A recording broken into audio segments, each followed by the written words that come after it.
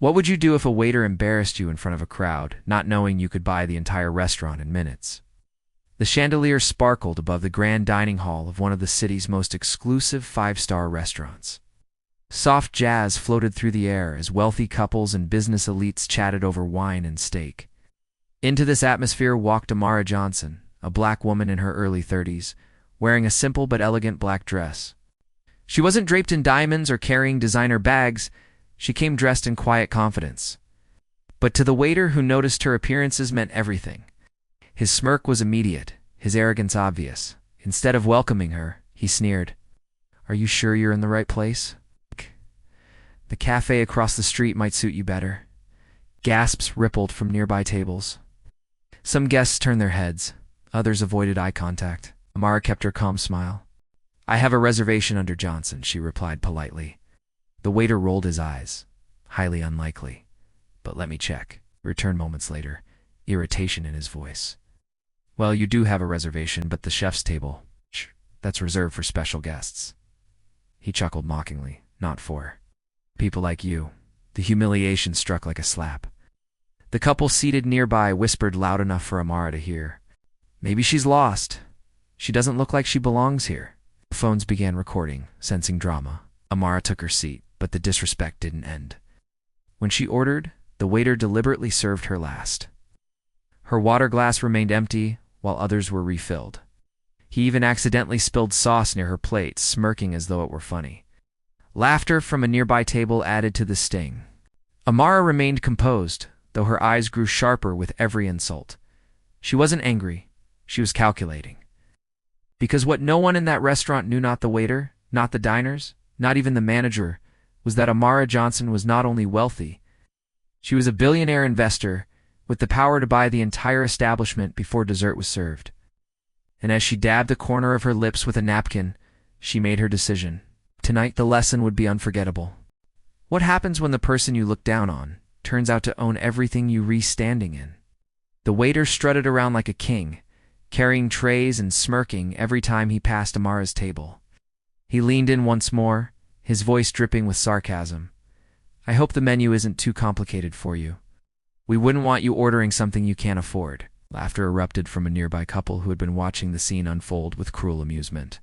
Amara set her fork down gently and looked straight into his eyes, calm, unshaken.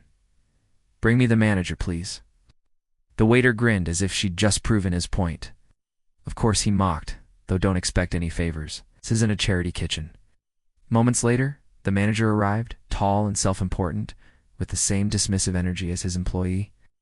"Ma'am," he began, stressing the word as though it were a burden, "this is a very exclusive restaurant. We have standards to maintain. If you're unhappy with the service, perhaps it's best you dine elsewhere." The crowd murmured approvingly, and phones captured every second. To them, Amara was just another guest being put in her place. But Amara's lips curved into the faintest smile. She reached into her bag and pulled out her phone. With a single call, her entire posture shifted from calm guest to commanding authority. "Yes, this is Amara Johnson. Transfer the purchase agreement, effective immediately." The manager frowned, confused. The waiter chuckled nervously.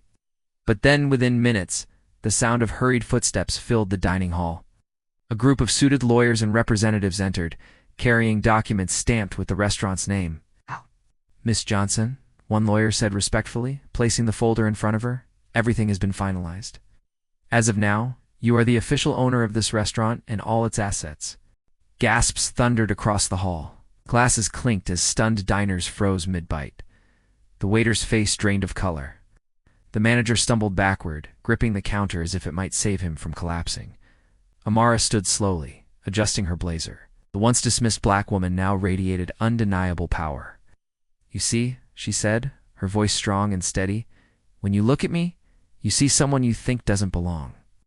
But the truth is, I own the very ground you're standing on."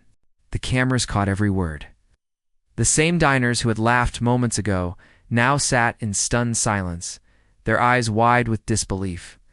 And as the waiter trembled in place, Amara turned to him with a cold, piercing stare. "You embarrass me in front of this crowd. Now, watch what happens when I return the favor." They thought she was powerless, but the truth left them begging for forgiveness. The restaurant was silent, so silent that the soft clinking of Amara's heels against the marble floor echoed like thunder. Every eye in the room was fixed on her. A few guests lowered their phones, suddenly ashamed they had been part of the laughter. Others kept recording, knowing they were witnessing a moment that would go viral across the city. The manager's face was pale, his fake confidence crumbling. The waiter, once smug and arrogant, now stood frozen, sweat rolling down his temples. He opened his mouth to speak, but no words came out.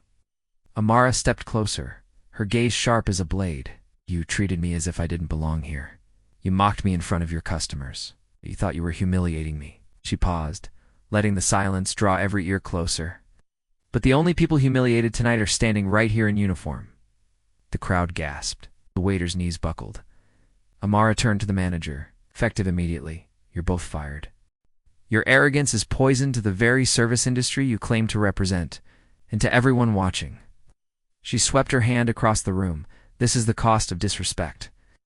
The lawyers stepped forward, handing over formal termination papers. Security staff, now under Amara's authority, escorted the shocked manager and waiter out of the restaurant. Their faces, once filled with pride, were now masks of disgrace. The same crowd that had laughed at Amara moments ago now whispered in awe, phones buzzing as the story spread like wildfire. But Amara wasn't finished. She turned back to the diners. "From this moment on, this restaurant will no longer be a place where people are judged by their appearance. Every guest will be treated with the respect they deserve. Because true luxury," she said firmly, "is not in chandeliers or fine wine, it's in dignity." A powerful silence followed, and then applause, hesitant at first, then rising like a wave. Some stood, clapping. Others bowed their heads in shame. The couple who had mocked her earlier lowered their eyes, unable to face her. Amara sat down once more, calm and regal, as the staff rushed to serve her with trembling hands. She didn't need their apologies. The lesson had already been delivered. Her revenge wasn't just firing them. It was teaching everyone in that room, and everyone watching online, that respect is priceless. And as she lifted her glass of wine with quiet grace, the cameras caught the final shot. A black woman who walked in dismissed, but walked out as the queen who owned it all.